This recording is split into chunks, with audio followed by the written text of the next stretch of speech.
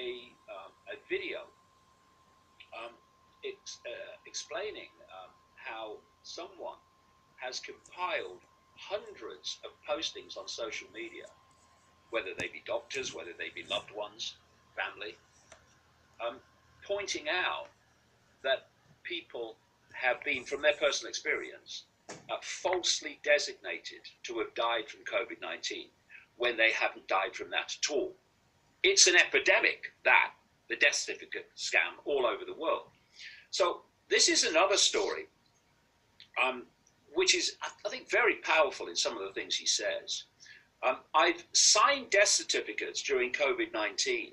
Here's why you can't trust any of the statistics on the number of victims. It's by Malcolm Kendrick, a doctor, an author who works as a general practitioner doctor in the National Health Service in England. And he says this: as an NHS doctor, I've seen people die and be listed as a victim of coronavirus without ever being tested for it, even by the ludicrous test that's not testing for it. But unless we have accurate data, we won't know which has killed more, the disease or the lockdown. Well, try the lockdown, because we've seen nothing yet. Mostly, however, out in the community, death certification is certainly not an exact science, he says. Never was, never will be. Then along comes COVID-19, and many of the rules, such as they were about death certificates, went straight out of the window. I wonder why. At one point, it was even suggested that relatives could fill in death certificates if no one else was available. Though he says, I'm not sure this ever happened. What were we now supposed to do, he asks. If an elderly person died in a care home or at home, did they die of COVID-19? Well, frankly, who knows? Especially if they didn't have a test for COVID-19, which is not testing for COVID-19, which for several weeks was not even allowed.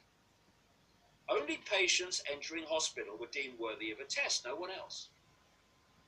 Was every person in a care home now to be diagnosed as dying of the coronavirus? Well, that was certainly the advice given in several parts of the UK and around the world.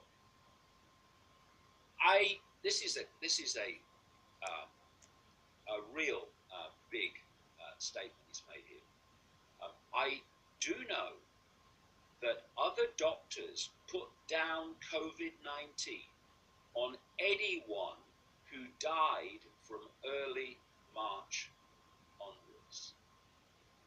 What a statement that is about the nonsense and irrelevance of the numbers that we're being given, both for cases with a test that's not testing for what they say it's testing for, and in the death certificates leading to the alleged death numbers.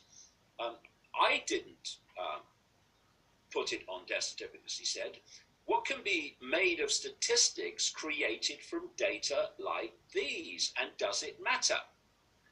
Well, it matters greatly, he said, for two main reasons. Firstly, if we vastly overestimate deaths from COVID-19, we will greatly underestimate the harm caused by the lockdown. But of course, that's the idea. They want to increase in every way possible, the perceived number of deaths from, quote, COVID-19, but they want to limit exposure of all the deaths that have come and will come from the lockdown, and people not having treatment, not having diagnosis, being so terrified of this, quote, virus, that they won't even go to hospital to see what's going on with their health when they have a problem. So this doctor says, we know that accident and emergency attendances have fallen by over 50% since lockdown.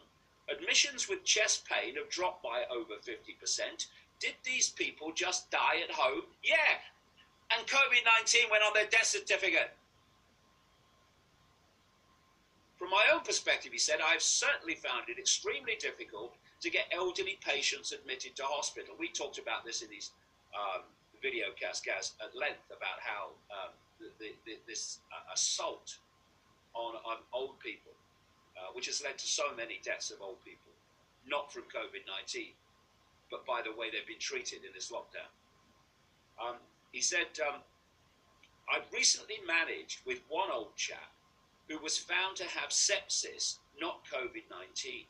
Had he died in his care home, he would almost certainly have been diagnosed dying from COVID. This is a doctor working in the National Health Service in Britain. The bottom line, he said here, is that if we do not diagnose deaths accurately, we will never know how many died of COVID or because of the lockdown. Those supporting lockdown and advising governments can point to how deadly COVID was and say we were right to do what we did. That's another part of the scam. When it may have been that lockdown itself was just as deadly, and then some. Directing care away from everything else to deal with a single condition, keeping sick, ill, vulnerable people away from hospitals. And he said, if COVID-19 killed 30,000 and lockdown killed the other 30,000, then the lockdown was a complete and utter waste of time. And it should never happen again. The great fear is that this would be a message this government does not want to hear, or any of the others around the world. So they will do everything possible not to hear it. It's why they've deleted my videos. It's why they've deleted videos of doctors saying similar things. And finally, it will be decreed, this doctor says, that all the excess deaths we have seen this year were due to COVID-19. That escape route will be made far easier if no one has any real idea who actually died of the coronavirus disease and who did not. Yes, the data on COVID-19 deaths, he says, really matters. And it's because it matters for a whole range of reasons that it's being manipulated and scammed. And before anyone says, oh, it's a conspiracy theory, Patrick Vallance, the scientific advisor to the Johnson government on this, who was an executive of GlaxoSmithKline that's big time involved in the vaccine and big time involved with Bill Gates, he actually said at one of these daily briefings, as they call them, that just because people have COVID-19 on the death certificate doesn't mean that they died of it. Now just inwardly digest that statement and put it through a filter for ludicrousness. Yeah, he even added on to that as well.